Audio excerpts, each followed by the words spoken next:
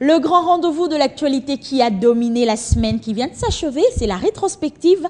Mesdames et messieurs, merci de nous rejoindre sur Télé 50. La première partie de la semaine a été marquée par l'ouverture et la clôture du sommet de la conférence internationale sur la région de Grand Lac à Kampala en Ouganda. Sommet qui a permis aux chefs d'État membres de mettre sur pied un comité des ministres des Défenses. Ce comité doit étudier le projet du déploiement de la force internationale neutre entre le Rwanda et la RDC afin de combattre les groupes armés dans cette région. Et nous nous approchons droit vers le 14e sommet de la francophonie prévu à Kinshasa au mois d'octobre. Les niveaux d'avancement des préparatifs est satisfaisant. Les délégations se succèdent dans la capitale congolaise pour s'en rendre compte. La dernière en date, c'est la délégation canadienne qui a été reçue par le comité d'organisation de ce sommet dans la capitale congolaise. Et toujours dans cette première partie de la semaine, la mission des Nations Unies pour la stabilisation du Congo a révélé que plus de 150 enfants ont été recrutés par des groupes armés actifs dans l'est de la RDC, notamment le M23, les Mai Mai et les FDLR. La MONUSCO dit non au recrutement des mineurs dans l'armée et exige le désarmement de ce dernier. Suivez. La situation sécuritaire dans l'est de la République démocratique du Congo est encore au centre des discussions ce lundi à Kampala, capitale ougandaise. Lors du dernier sommet tenu au mois de juillet dernier en Éthiopie, les États membres de la conférence internationale sur la région de Grand Lac avaient fortement condamné les actions du M23 ainsi que celles des autres forces négatives opérant contre les efforts déployés par le gouvernement de la RDC pour la restauration de la paix et de la sécurité dans la province du Nord Kivu.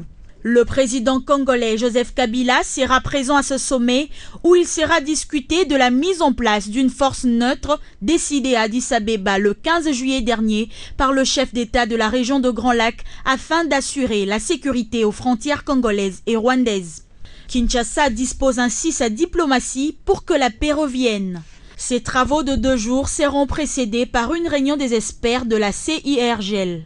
Les pays membres de la région de Grand Lac encouragent la poursuite d'un dialogue de haut niveau à l'échelle bilatérale et régionale, ainsi que la mise en œuvre intégrale des mécanismes régionaux existants pour résoudre le problème de l'insécurité dans l'est de la République démocratique du Congo et trouver une solution politique durable. La conférence internationale sur la région de Grand Lac est une structure régionale pour promouvoir la stabilité, la prévention et la gestion des conflits, la coopération et le développement. Elle compte 11 pays membres.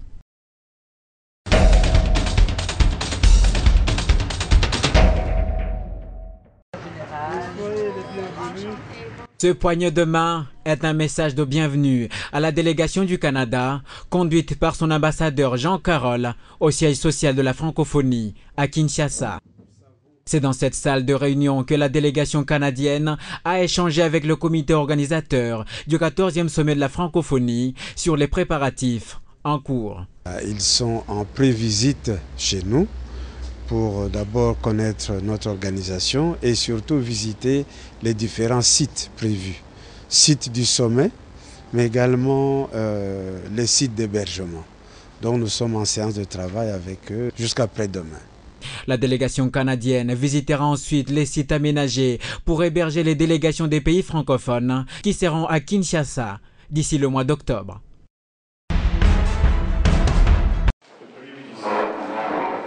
Cette rencontre présidée comme à l'accoutumée par le Premier ministre Matata Mponyo, les différents membres de la Troïka politique ont fait le point sur l'évolution économique en République démocratique du Congo. Des mesures à prendre pour la relance des activités économiques et les débats sur le budget 2013 ont aussi préoccupé la Troïka.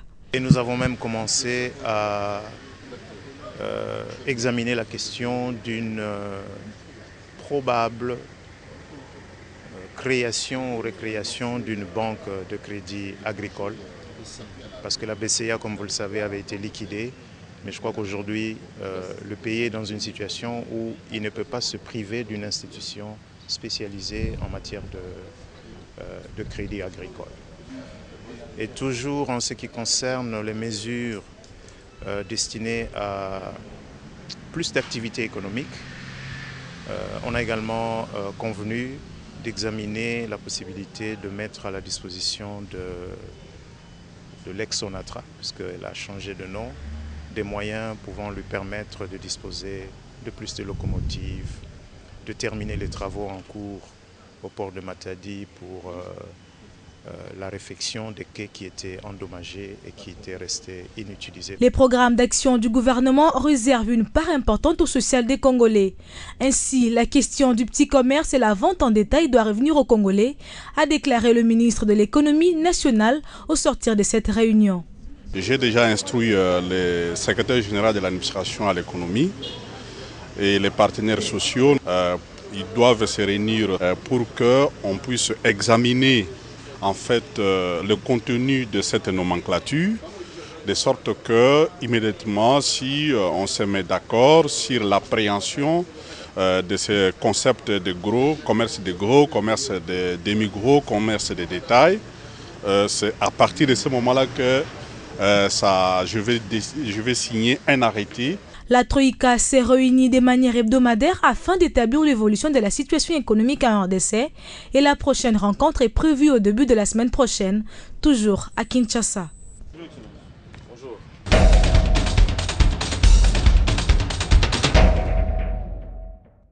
Particularly to look at the situation on the ground in North Kivu and in particular. Puis là pour voir ce qui se passe sur le terrain, pour comprendre la situation sur le terrain, en particulier en ce qui concerne la situation des personnes déplacées par le conflit.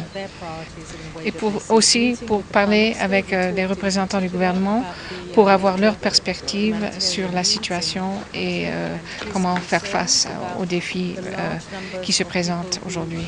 Avec le Premier ministre, Madame a parlé de la situation humanitaire et de la stratégie du gouvernement pour faire face à cette situation, de la situation sur le terrain dans l'est du pays, des priorités du gouvernement en ce qui concerne le développement et la gouvernance. Notre priorité, c'est apporter l'assistance aux personnes touchées et qui souffrent à cause de cette crise et de faire en sorte qu'on arrive à leur donner l'assistance et l'appui dont ils ont besoin ici au pays et aussi à travers la frontière où une partie se sont enfuis. Are fleeing inside the country or fleeing across the borders as refugees get the help.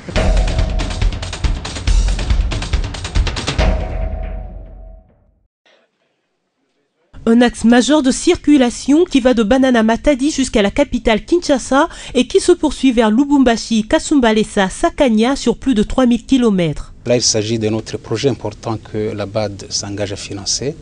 Vous avez suivi les chiffres. Il s'agit d'un tronçon important de la nationale numéro 1. Donc, il n'y a pas de délai, me semble-t-il. L'engagement est pris, l'accord est signé et l'exécution va s'assurer très rapidement. Le tronçon entre Kikwit et Bachamba constitue le seul maillon faible de cette route, du fait de la couche de roulement réalisée en enduit superficiel monocouche, d'où l'importance de cette signature qui va renforcer en béton bitumeux la route. Merci infiniment. Nous avons partagé en quelque sorte les obligations financières pour supporter donc la réalisation des priorités du gouvernement et ce lot a donc été accordé à la Banque mondiale. Un autre lot a été pris par l'Union européenne, la Banque mondiale, etc., etc. Donc c'est en bonne intelligence avec les autres partenaires que nous avons reçu ce financement, le financement de ce lot en particulier.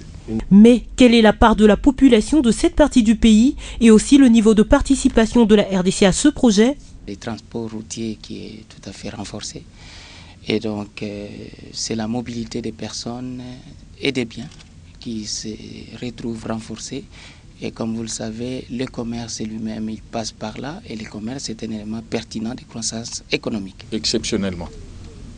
Dans le cadre de ce projet, il n'y a pas de fonds de contrepartie. La Banque africaine de développement finance l'intégralité du coût du projet. Ce projet, une fois concrétisé, contribuera au désenclavement des provinces du Bandundu, du Kasaï occidental et à l'amélioration de la circulation des personnes et de leurs biens, ainsi qu'à l'accès des populations aux marchés, services sociaux et administratifs.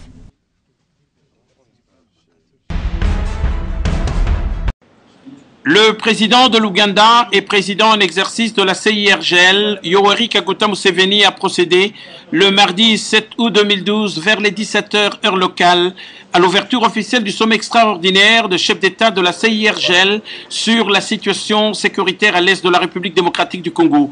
Cette cérémonie inaugurale s'est déroulée en la salle de conférence du Centre international Munyonyo à Kampala, capitale de l'Ouganda.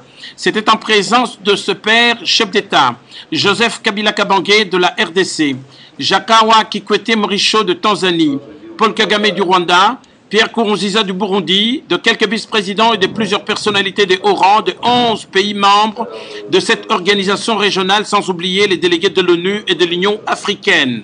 Durant 2 jours, ces travaux seront axés sur la mise en application des résolutions du sommet extraordinaire d'Addis Abeba relatives aux dispositions de la mise en œuvre d'une force internationale neutre entre la RDC et le Rwanda. Il s'agira également de l'éradication de tous les groupes armés qui sévissent dans le Kivu, y compris le M23, dans le seul dessein de stabiliser l'Est de la République démocratique du Congo. La clôture de ces assises de Kampala intervient le mercredi 8 août 2012, en fin d'après-midi.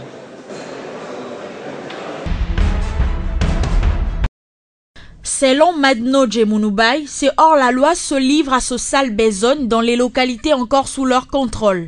À la suite de cette situation, les territoires de Rutshuru se vident de plus en plus de ces jeunes enfants. Ces déplacés disent fuir le recrutement forcé auquel ils sont confrontés et sous l'imposition du M23.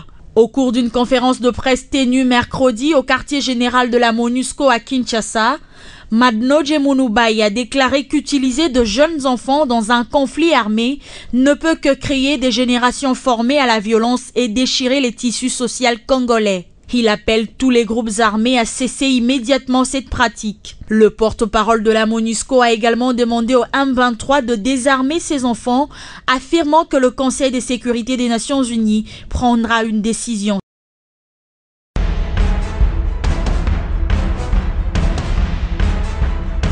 Et dans la seconde partie de la semaine, l'opposition politique congolaise a rejeté l'invitation du Premier ministre Augustin Matata Ponyo lancée à tous les leaders des partis politiques pour examiner la situation qui prévaut actuellement dans l'Est de la République démocratique du Congo. Ses opposants estiment que le chef du gouvernement n'est pas l'interlocuteur compétent sur les questions de la guerre au pays.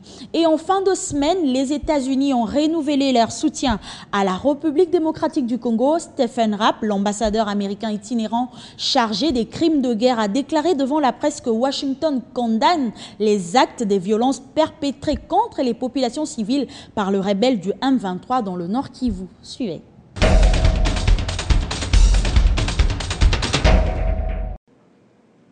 Selon Stephen Rapp, l'ambassadeur itinérant des États-Unis chargé des crimes de guerre dépêchés en République démocratique du Congo par le gouvernement américain, son pays condamne fermement le recrutement forcé des enfants et les violences sexuelles par les groupes armés, dont le M23. Le gouvernement des États-Unis fera tout son possible pour aider le gouvernement de la République démocratique du Congo afin de traduire en justice les auteurs de ces actes, a-t-il ajouté, tout en rappelant quelques noms: Bosco Ntaganda Makenga, Ngarouye, Zimurinda et Kaina.